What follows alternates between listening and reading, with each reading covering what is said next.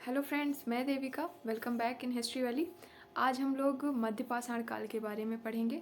इसके पहले हमने पूरा पाषाण काल में तीनों पार्ट को कंप्लीट कर लिया है। तो आज हम लोग मध्य पाषाण काल पढ़ेंगे और इसमें जो जो टॉपिक पढ़ेंगे वो है मध्य पाषाण काल, उपकरण, मृदभांड, ये सावधान प्रक्रिया, निवास, जीवन और भोजन। और कुछ मैं इससे इम्पॉर्टेंट जो क्वेश्चन आते हैं इस पार्ट से जो बनते हैं उसके क्वेश्चन भी कुछ लेके आई हूँ।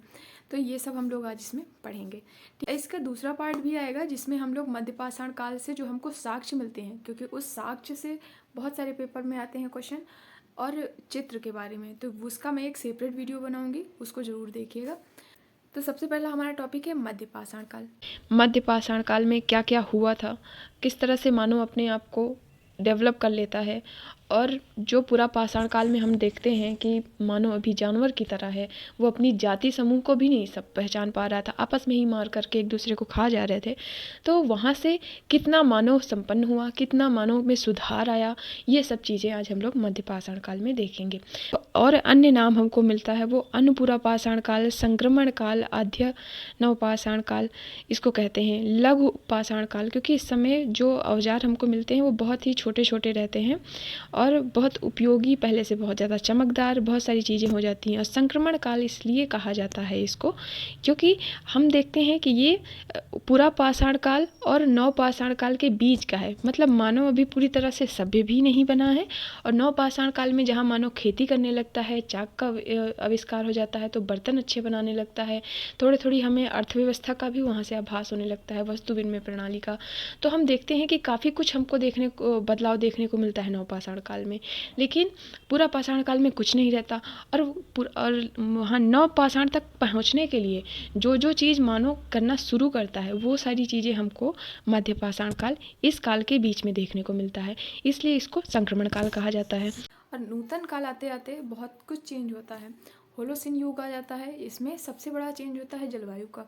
जलवायु अब गर्म होने लगती है, जिसकी वजह से जो प्लास्टोसीन युग में बर्फ़ जमी थी, अब वो पानी, जो जल था, वो बर्फ़ थी, पिघलने लगती है। और बर्फ़ पिघलती है तो बड़ी बड़ी नदियाँ बनती हैं, जल समुद्र का जो जल स्तर है वो बढ़ता है। ये सब सारी चीज़ें इस समय होने लगती हैं, तो जिसकी वजह से अब जो दलदल था उसमें नए नए पौधे आने लगते हैं, बांस के पौधे हो गए, तरह तरह की जड़ें, ये सब मतलब नए नए प्रजाति के पेड़ पौधे उगने लगते हैं, नए नए प्रजाति के जानवरों की उत्पत्ति होने लगती है, और जो मानव रहता है उसके मस्तिष्क में विकास बहुत ज़्यादा हो जाता है इस समय तक। और इस काल का सबसे बड़ा है जो उपकरण। उपकरण छोटे हैं, चमकदार हैं और तेज धार वाले हैं। इसके अलावा भी बहुत सारी चीज़ें इस समय हुई हैं कि जैसे इसी काल में हम लोग देखते हैं कि सबसे पहले मानव का अस्थिपंजर मिलता है। शव दफनाने की प्रथा हमें उच्च पाषाण काल से देखने को मिलने लगती है, लेकिन इस समय एक परंपरा की तरह हमको दिखता है। दो तीन परंपराएं हमको सावधान प्रक्रिया में देखने को मिलती हैं। कब्र निर्माण की शुरुआत हमको इसी काल में देखने को मिलता है। तो बहुत सारी चीज़ें इस काल में होती हैं। मध्य पाषाण काल की शुरुआत 10,000 ईसा पूर्व से मानी जाती है, यानी कि उच्च पाषाण काल की समाप्ति से हम 10,000 ईसा पूर्व से 4,000 ईसा पूर्व तक मानते हैं, यानी नव पाषाण काल के शुरुआत तक। लघु उपकरण जो हमको इस समय मिलते हैं वो 1 सेंटीमीटर से 5 सेंटीमीटर तक लंबे रहते हैं। और मध्य पाषाण काल को जो सबसे पहले जिसने खोजा था वो थे C.L. कार्लाइल। 1876 में विंध्य क्षेत्र में खोजा था इसको। ठीक है, विंध्य क्षेत्र में इन्होंने सबसे पहले उपकरण प्राप्त किया और रेडियो कार्बन तिथि के माध्यम से पता किया। तो ये हमको जो तिथि ज्ञात होती है वो 10,000 के आसपास है, तो इसलिए इसको मध्य पाषाण काल में रखा गया है। और ये पहली जो हमको खोज हुई है, पहले जो चीज़ें हमको मिली हैं यहीं से मिली हैं। और जो मध्य पाषाण काल का सबसे बड़ा जो क्षेत्र है वो है बागौर। मध्य पाषाण काल में अगर आपको क्वेश्चन आता है कि सबसे बड़ा पुरास्थल कौन सा है, तो बागौर पुरास्थल सबसे बड़ा है, और सबसे विधिवत तरीके से खनन जो हुआ है, उत्खनन, वो वहीं पे हुआ है। उड़ीसा में एक लेखा मोड़ा नाम की गुफा है, वहाँ से हमको मध्य पाषाण काल से लेकर के नव पाषाण तक के जो मानव विकास की गति है वो हमको देखने को वहाँ पे मिलती है, क्योंकि वहाँ पे हमें मध्य पाषाण काल से लेकर के नव पाषाण काल तक के साक्ष्य मिलते हैं। उपकरण। मध्य पाषाण काल के सभी उपकरणों को फ्लोटिंग विधि से बनाया गया था, यानी एक जो विधि जिस विधि के जिस तकनीकी का यूज़ करके उपकरण बनता था उसको कहते थे फ्लोटिंग विधि। ठीक है, इसमें हमें हड्डी और लकड़ी इन दो के माध्यम से ये जो उपकरण पत्थर के बनते थे धारदार, उसको जो मूठे बनाने के काम आती है ना, लकड़ी की हो गई या हड्डी की, इसका प्रयोग किया जाता था। जैसे हंसिया है, चाकू है, ये सब हमको साक्ष्य जो मिलते हैं। तो जो पकड़ने वाला जो होता था पार्ट, वो वहाँ पे लकड़ी या तो हमको प्रयोग में लाई गई देखने को मिलती है या फिर हड्डी हमको देखने को मिलती है। और जो उपकरण बने हैं उसको आकार के आधार पर, तकनीकी आधार पर, बनावट जो भी थी उसके आधार पर 3 भागों में इसको बांटा गया है। पहला तो ये है कि जो हमें उस समय के बर्तन मिलते हैं वो भी एक ज्यामितीय आधारित हैं और चित्रांकन भी बहुत सारी चीज़ों में मिलता है। और एक है जो ज्यामिति के आधार पर नहीं, मतलब कि त्रिभुजाकार नहीं है, कोई भी आकार दे दिया गया है। और बहुत सारी चीज़ें हमको जो मिलती हैं जो आकारबद्ध हैं, यानी त्रिभुज में हैं, कुछ चंद्राकार हैं, कुछ समलंब हैं। तो बहुत सारी हमको आकार मिलता है, वो ज्योमेट्री में आ जाता है। ये देखिए, ये जो मूठे हैं इसको कहते हैं कोर पत्थर। इस बीच वाले पार्ट को छोड़ करके जो पार्ट टूटने पे निकलता है साइड में बाहर, उसके जो बाहर निकले हुए पार्ट हैं उसके माध्यम से जो औजार बनते हैं उसको फलक उपकरण कहा जाता है। और जो बीच का पार्ट होता है उसके माध्यम से जो उपकरण बनते हैं उसको कोर उपकरण कहा गया है। ये हमको सिलबट्टा मिला है, ब्लेड है। तो मतलब हमको यहाँ से बहुत सारी चीज़ें देखने को मिलती हैं, बहुत सारे उपकरणों का ये लोग प्रयोग करने लगे थे। और उत्तर भारत में हमको जो पत्थर मिलता है उसमें सबसे प्रमुखता से जो पत्थर का यूज़ किया जाता था, जैसे कि हम अभी देखते हैं पुरा पाषाण काल में क्वार्ट्ज का यूज़ हुआ, फिर मध्यपुरा में आते आते जैस्पर हो गया, चर्ट हो गया, इनका यूज़ होता था। फिर उच्च पुरा पाषाण काल में ब्लेड के जो औजार थे उनका प्रयोग होने लगा। उसी तरह से मध्य पाषाण काल में हमको चैलसेडनी का, उत्तर भारत में चैलसेडनी का बहुत अधिकता में प्रयोग देखने को मिलता है। और दक्षिण भारत में क्वार्ट्ज, दूधिया क्वार्ट्ज जो होते हैं, जो वाइट कलर के हल्के कलर होते थे, उसका क्वार्ट्ज का पत्थर उसमें उपकरण बनाने में प्रयोग होता था। ये हम जो ये जो आप देख रहे हो, ये सारी चीज़ें ब्लेड हैं। ये जो ये शार्प, ये सारी ब्लेडें हैं, ठीक है। ये जो आप उच्च पुरा पाषाण काल में भी ब्लेड थी, लेकिन अब जो ब्लेड बन रही हैं उसके आकार छोटे हैं और भी ज़्यादा चिकने। हम लोग जैसे देखते हैं कि मध्य पाषाण काल में धनुष बाण का आविष्कार हो चुका है, तो अब वो लोग जो अब बन रहे हैं अस्त्र, जैसे आप ये देख रहे हो बहुत ही नुकीला है। अब दूर से अगर कोई मारेगा तो कोई भी जानवर में लगेगा वो घायल हो जाएगा, या फिर अगर छोटा जानवर हुआ तो उसकी मृत्यु हो जाएगी। तो वो अब जो औजार बन रहे हैं वो पहले से बहुत शार्प हैं, छोटे हैं तो वो बहुत दूर तक रेंज में जाते हैं। तो ये सब चीज़ें, जैसे आप ये यहाँ पे देखो, ये चीज़ें हैं। तो तरह तरह के अब औजार बनने लगे हैं। शेप में देखो कितने चिकने हैं, कितने, और आप अभी तक ये सब, अभी हम लोग फ़ोटो देखते हैं तो कितने चिकने अभी दिखते हैं, कितने अच्छी तरीके से इन लोगों ने बनाया था। तो काफ़ी कुछ मानव की बुद्धि में विकास हुआ है इस समय। जो उपकरण के प्राचीनतम उदाहरण हमको जो मिलते हैं वो श्रीलंका के फाहियान गुफा से मिलते हैं सबसे पहले। और जो उपकरण हमको मिलते हैं वो कोर उपकरण और फलक उपकरण। मैंने अभी अंतर बताया था कि कोर उपकरण क्या है, फलक उपकरण क्या है। और भारत में महाराष्ट्र के पटने से हमको उपकरण बहुत सारे मिले हैं, ठीक है। और जो हमको सबसे पहले उपकरण की खोज हुई थी तो वो हमको विंध्य क्षेत्र से हमको मिलती है। जब रेडियो कार्बन तिथि के माध्यम से तिथि ज्ञात की गई और तब पता चला कि ये पूरा पाषाण काल के बाद और नव पाषाण काल के पहले की बात है, तो इसको मध्य पाषाण काल में रखा गया और भारत में मध्य पाषाण काल के युग की खोज हुई। और जो आकार थे उस समय के जो उपकरणों के, वो चंद्राकार थे, अर्धचंद्राकार थे, त्रिभुजमुखी थे, मतलब बहुत सारे आकार, आयताकार थे, बहुत सारे आकार के हमको उपकरण देखने को मिलते हैं इस समय। और जो उपकरण बनाने के लिए जिस पत्थर का यूज़ होता था वो था जैस्पर, चैलसेडनी। इसको कहीं कहीं कैल्सिडनी भी कहा जाता है। तो अगर आपको चैलसेडनी के अलावा कैल्सिडनी मिलता है तो आप परेशान मत होइएगा, वो सेम ही है। चर्ट हो गया, लेकिन आप जानते रहो कि कैल्सिडनी भी कहा जाता है, कि अगर एग्ज़ाम में आता है तो आप कंफ्यूज ना हो वहाँ पे। चर्ट हो गया, फ्लिंट हो गया, क्वार्ट्जाइट हो गया, बहुत सारे पत्थर इस समय यूज़ होते हैं, लेकिन चैलसेडनी का प्रमुखता से प्रयोग हो रहा है। और दूधिया क्वार्ट्ज का दक्षिण भारत में प्रमुखता से प्रयोग हमको देखने को मिलता है। इसके अलावा सारे उपकरण उसी तरह से अभी भी यूज़ हो रहे हैं। हाँ, उनके आकार छोटे हो गए हैं और चिकने हो गए हैं, और भी अच्छी तरीके से उनको तराशा जाने लगा है। अब हमको जैसे फैक्ट्रियाँ भी मिलने लगी हैं अच्छी खासी। जैसे आप जानते हो कि चैलसेडनी जो है वो, उसका जो केंद्र है जहाँ से हमको ये पत्थर मिलता है वो है दक्षिण, ठीक है। दक्कन का जो पार्ट है वहाँ से हमको ये पत्थर प्राप्त होते हैं। और इसका जो हमको वो फैक्ट्री मिली है वो हमको मिली है बागौर में। तो इसका मतलब है कि चैल्सिडनी के पत्थर, बागौर के लोग चैल्सिडनी जा कर के पत्थर लेके आते थे और वहाँ उपकरण बनता था। तो वहाँ के लोग, बागौर के लोग यात्राएं इतनी दूर दूर तक करने लगे थे, इससे हमको ये पता चलता है। और बागौर, चोपानी मांडो, सराय नहर राय, महदहा से जो उपकरण मिले हैं वो सब के सब चैल्सिडनी के पत्थर से हैं। और चैल्सिडनी का जो सबसे बड़ा हमको वहाँ से मिलता है वो है दक्कन का पार्ट, वहाँ से हमको ये पत्थर बहुत ज़्यादा मिलता है।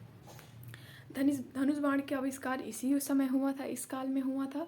लकड़ी के डोंगी का आविष्कार जो हुआ, तो इस समय हमको बहुत सारी चीज़ें नया नया, मतलब मानो अब काफ़ी कुछ अपने आप को डेवलप कर लिया है। जहाँ मानो अभी बिल्कुल नहीं समझता था पूरा पाषाण काल तक, लेकिन अब जो मानो है वो समूह में रहने लगा था, परिवार बना के रहने लगा था, उसको भावनाओं का एहसास अब होने लगा था, वो अपना पराया समझने लगा था।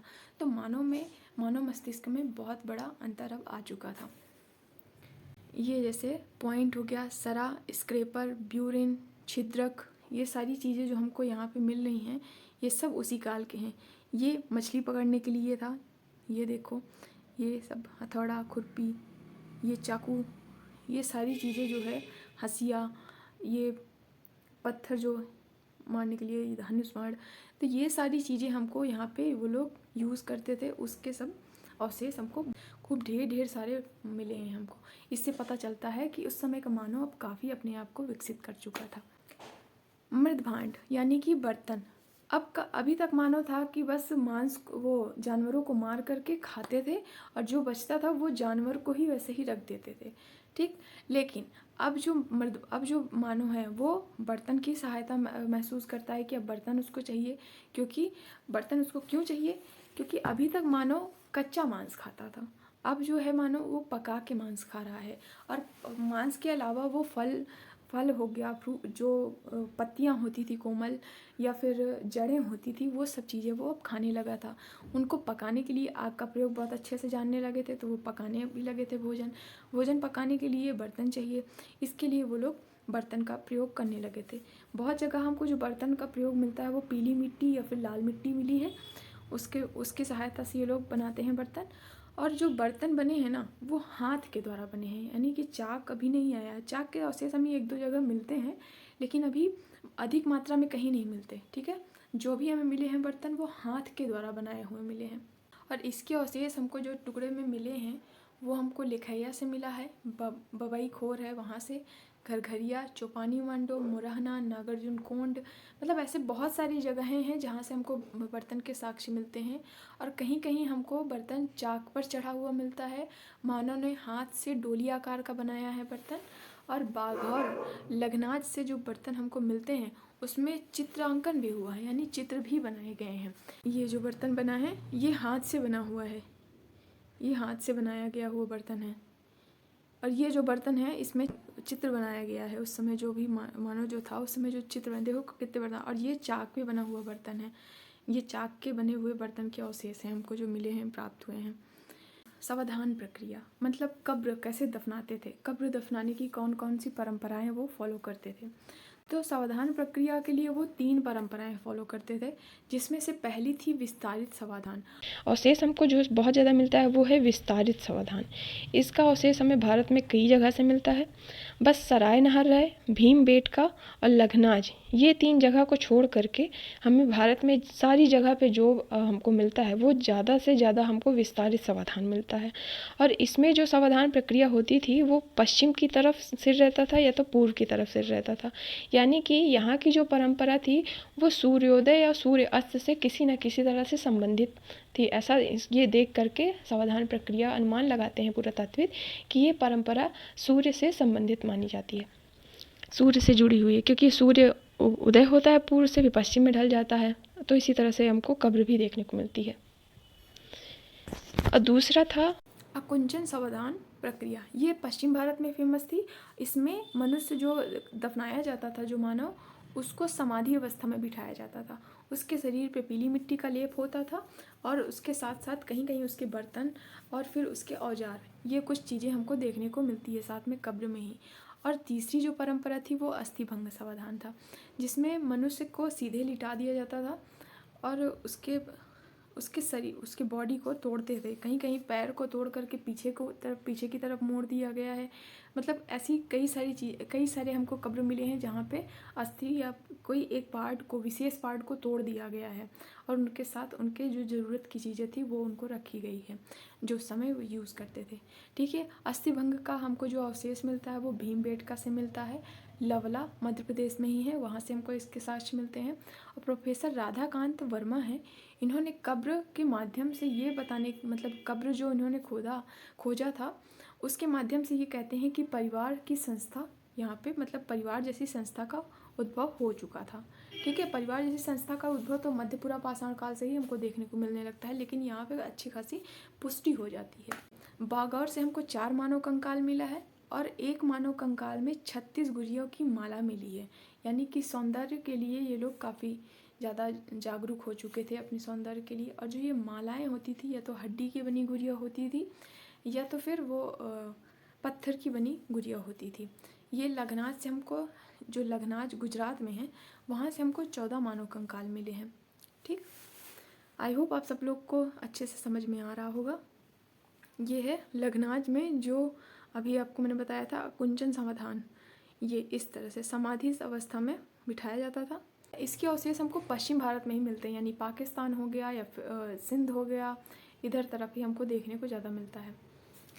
दमदमा में भी हमको मुड़े हुए पैर के साक्ष्य मिलते हैं। ये सारी चीज़ें हमको इसी अकुंचन समाधान जो फ्लेक्स बुरियल था उसके अंतर्गत ये परंपरा आती है। निवास एवं जीवन यापन, आग से पके हुए फर्श के साक्ष्य दमदमा से मिले हैं। मिट्टी के गिलावे, टाट का घर प्रमाण जो है चौपानी मांडो से हमको स्तंभ गर्त का प्रमाण मिलता है। प्रतापगढ़ जिला है, वहाँ से पत्थर की भारी चक्की हमको मिलती है। अभी तक जो मानव था वो कहीं भी जाता था भोजन के लिए, कोई उसका एक निवास स्थान नहीं होता था। जहाँ जिस समय, जैसे समय ठंड का चल रहा है तो किस समय ज़्यादा भोजन मिलेगा तो वो वहाँ चले जाते थे। जैसे आज जानवर जंगल के आप देखो सीजन के हिसाब से वो अपने जगह बदलते रहते हैं, उसी तरह समय का मानव था। जहाँ पे उसको सीजन के हिसाब से जिस भोजन की उत्पत्ति होती थी, जहाँ पे ज़्यादा मिलता था, वो लोग उधर शिफ्ट हो लेते थे, उधर चले जाते थे। लेकिन अब क्या था, अब मानव बसने लगा था। क्यों बसने लगा था? क्योंकि होलोसीन युग आ गया। अब जो पहले प्लास्टोसीन में धरती में बर्फ़ जमी हुई थी, अब वो बर्फ़ पिघल करके बड़ी बड़ी नदियों का आकार ले ली, जिससे अब जो मानव जहाँ पे गया था वो वहीं फंस गया, या फिर वहाँ पे वो रहने लगा। उस जलवायु में वो अपने आप को एडजस्ट करने लगा। ये सब चीज़ें वहाँ होने लगी। जब वो वहाँ पे रहने लगा, वहाँ पे ही जो चीज़ें हैं उसके आधार पे अपने आप को वो विकसित करने लगा, उन्हीं की चीज़ खाने लगा, उसी आधार पे वो रहने लगा। तो इस तरह से वहाँ पे अपनी आवश्यकता के हिसाब से वो चीज़ों को डेवलप करने लगा। इसीलिए जब पत्थर की भारी चक्की का जो हमको प्रमाण मिलता है प्रतापगढ़ से, तो लोग इसको स्थायी जीवन का प्रमाण मानते हैं, क्योंकि पत्थर की भारी भारी चक्कियाँ लेकर के कोई कहाँ तक कितना जाएगा ना।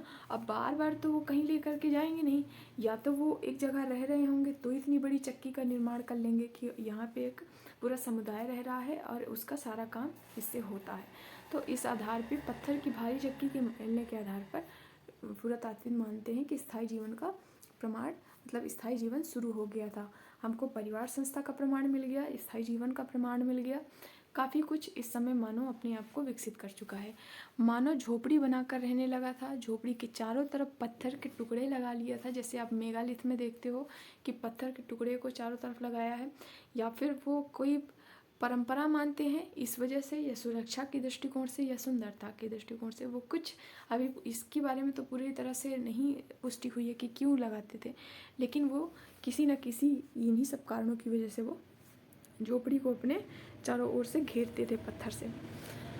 और इस समय का मानव जो है, जो आवास बनाता था वो अपने मौसम के हिसाब से, यानी ठंड का मौसम है तो किस तरह से आवास बनेगा, गर्मी का मौसम है तो इस तरह के आवास की, वो गर्मी बहुत ज़्यादा ना लगे, तो मतलब मौसम के हिसाब से वो अपने आवास को बनाने लगा था, या फिर मौसम के हिसाब से वो अपने आवास को बदल कर रहने लगा था। भोजन, इस समय का मानव जो था, भोजन में उसके पास बहुत सारी वैरायटीज़ आ जाती हैं। मतलब कि अभी तक जो मानव था वो सिर्फ कच्चा मांस का सेवन करता था उसी पे अपना जीवन यापन करता था। लेकिन अब का मानो है जो हमको विंध्य क्षेत्र और भीमबेटका से जो चित्र मिले हैं, उसमें जो चित्र के माध्यम से लोग वो पुरातात्विक बताते हैं, उसमें जंगली जानवर हो गया, फल फूल हो गया, कोमल पत्ती हो गई, मछली हो गई, जड़ें हैं और पक्षी के हमको चित्र मिलते हैं। पक्षी के चित्र हमको अभी तक जो चित्र मिल रहे हैं वो अनाज नहीं खाते हैं, वो सारे मतलब मांस खाते हुए पक्षी हैं, ठीक है। तो जो अभी पक्षी मिल रहे हैं वो अनाज वाले नहीं हैं, और ये लोग अनाज खाने लगे हैं तो वो जंगली अनाज है, यानी जंगली जो चावल होते हैं, गेहूँ होती है, वो जंगली जो होते हैं, जो वो मानव नहीं खाता है, आज के समय कोई नहीं खाता। उस समय जो जंगली अनाज होते थे उसको वो खाने लगा था। इसके हमें चौपानी मंडों से साक्ष्य भी मिलते हैं जंगली चावल के। भेड़ को भी वो भोज्य में शामिल करते थे, क्योंकि भेड़ के हमको चित्र देखने को मिले हैं, आखेट करते हुए हमको चित्र बहुत सारे दिखाई दिए हैं। और वो खाद्य संग्रह और आखेटक, अभी भी जीवन उनका कोई ऐसा नहीं है कि वो खेती करने लगे थे या कुछ, लेकिन अब जो है खाद्य संग्रह करने लगे। आखेटक की ज़िंदगी अभी भी है, लेकिन उनकी खाने में जो वस्तु अभी तक थी उसमें और भी ज़्यादा चीज़ें शामिल हो गई हैं खाने में। और मनुष्य समूह बनाकर अब जो भी काम कर रहा है वो समुदाय में एक समूह बनाकर रह रहा है, उसके आधार पे काम कर रहा है। समूह बनाकर रह रहा है तो समूहों में लड़ाइयाँ भी हो देखने को मिल रही, क्योंकि अभी हमको 2 कंकाल हमको मिलते हैं, जिसमें एक कंकाल के सर फूटा हुआ है और एक कंकाल के पीठ में तीर चुभी हुई मिली है। इससे ये प्रमाणित होता है कि उस समय युद्ध शुरू हो गए थे, मतलब लड़ाइयाँ शुरू हो गई थी। और लड़ाइयों का कारण यही रहा होगा, रहन सहन रहा होगा, या फिर भोजन, क्योंकि उस समय सबसे जो मूलभूत आवश्यकता थी वो इसी की थी। तो हमको ये सराय नहर राय प्रतापगढ़ में एक ज़िला, प्रतापगढ़ ज़िले में है, वहाँ से हमको इसका साक्ष्य मिलता है। मध्य पाषाण काल में मानव मांसाहार के साथ साथ शाकाहार की तरफ भी बढ़ गया था, मतलब कि अब फूल पत्ती भी खाने लगा था और खाना पका करके खाता था, तो उसका मस्तिष्क में और भी ज़्यादा विकास होने लगा था। ये जो हमको सिलबट्टे मिले हैं, कटोरी है, ये सब हाथ से बने हुए हैं पत्थर, ये सिलबट्टे देखो, ये मध्य पाषाण काल का है बना। तमिलनाडु के टेरी पूरा स्थल है, वहाँ पे विशाखापत्तनम, चंद्रमपालयम, पारादेसी पालयम, रूसी कोंडा, ये मध्य पाषाण काल से में हमको मछुआरों के समुदाय का एक साक्ष्य प्रदान करता है। मतलब कि वो वहाँ पे लोग मछली को मार करके खाते थे। और जो है हमको अर्थव्यवस्था इस समय की जो पता चलती है, जो पुरातात्विक मानते हैं कि जो भी उस समय रहा होगा, तो ये भोजन का ही आदान प्रदान रहा होगा। अब हम चलते हैं थोड़े से जो क्वेश्चन इस में से पूछे जाते हैं कि किस तरह के क्वेश्चन बनते हैं, ये क्वेश्चन हम लोग देख लेते हैं। तो पहला क्वेश्चन है कि मध्य पाषाण काल की खोज किसने की थी और कहाँ हुआ था, किस जगह कब हुआ था। इससे टॉपिक से क्वेश्चन बहुत बार आते हैं। तो CL कार्लाइल हैं, उन्होंने विंध्य क्षेत्र में सबसे पहले उपकरणों को खोजा था, रेडियो कार्बन तिथि के माध्यम से पता किया था कि ये मध्य पाषाण काल का है, ठीक है। विंध्य क्षेत्र से इसको ढूंढा गया था। मध्य पाषाण काल में कौन सा युग चल रहा था, तो मध्य पाषाण काल में होलोसीन युग चल रहा था, और आज भी जिस युग में हम रहते हैं वो होलोसीन युग है, ठीक। तीसरा क्वेश्चन है कि पशुपालन की शुरुआत किस काल से मानी जाती है। पशुपालन की शुरुआत हमको उच्च पुरापाषाण काल में भी मिलता है, कई जगह हमको मिलता है इसके बारे में, तो लेकिन बेलन घाटी है उत्तर प्रदेश में, वहाँ से हमको इसके साक्ष्य मिले हैं, लेकिन अभी इसको एक्सेप्ट नहीं किया गया है, मतलब पुरातात्विदों ने इसकी पुष्टि नहीं की है। तो अभी हम लोग जो क्वेश्चन अगर आता है तो हम लोग इसको मध्य पाषाण काल ही लगाएंगे। बागौर सर्वप्रथम जो जगह है और मध्य पाषाण काल की सबसे बड़ी मध्य पाषाणिक स्थल है, तो बागौर से हमको पशुपालन का साक्ष्य मिलता है। तीर कमान का आविष्कार किस काल में हुआ था, तो तीर कमान का आविष्कार मध्य पाषाण काल में हुआ था। समाधि मानव कंकाल कहाँ से प्राप्त हुए थे, लखनाज से प्राप्त हुए थे। और मध्य पाषाण काल का सबसे बड़ा पुरस्थल, जैसा कि मैंने अभी बताया है, राजस्थान में बागौर है, वो सबसे बड़ा मध्य पाषाणिक स्थल है। और सबसे अच्छे से जो खुदाई हुई है इसी स्थल की खुदाई हुई है। मध्य पाषाण काल के जो प्रमुख पत्थर थे, यानी औजार जो थे, औजार तो सारे वही हैं कि धनुष बाण हो गया, स्क्रेपर हो गया, ब्लेड हो गया, कुल्हाड़ी हो गई, ये सारी चीज़ें हैं, जितनी हसिया है, चाकू है, ये सारी चीज़ें, ये सारे जो औजार थे वो हमें उत्तर भारत में जो मिले हैं। मतलब पत्थर जो इधर था वो दोनों तरफ यूज़ होता है, लेकिन अधिकता प्रमुखता में कौन सा ज़्यादा यूज़ होता था, तो उत्तर भारत में चैल्सिडनी पत्थर है, उसका प्रमुखता से यूज़ होता है। चर्ट है, फ्लिंट है और क्वार्ट्ज, ठीक है। इसके अलावा भी जैस्पर वगैरह है, इसका भी प्रयोग होता था, लेकिन इसकी प्रमुखता ज़्यादा थी। और दक्षिण भारत में देखेंगे तो दूधिया क्वार्ट्ज पत्थर का बहुत अच्छे से यूज़ हुआ है और उसके बहुत ज़्यादा हमको उपकरण प्राप्त होते हैं। तो ये था कुछ क्वेश्चन। तो बने रहिए मेरे साथ, ऐसे ही अच्छी अच्छी वीडियो आती रहेंगी, आप लोग पढ़ते रहिए मज़े से। और नीचे कमेंट करके ज़रूर बताइए कि वीडियो कैसा लगा आपको। और अगर वीडियो अच्छा लगा हो तो लाइक करिए, नहीं अच्छा लगा हो तो डिसलाइक करिए, लेकिन कुछ ना कुछ एक्टिविटी करिए जिसके ज़रिए मुझे पता चले कि आपको क्या अच्छा लग रहा है, क्या नहीं अच्छा लग रहा है। और अगर कोई सजेशन हो तो आप प्लीज़ बता दिया करिए, ठीक है। तो फिर मिलते हैं हम लोग अगली वीडियो में। आई होप आप सब लोग अच्छे होंगे, ऐसे ही खुश रहिए, पढ़ते रहिए। Thank you so much.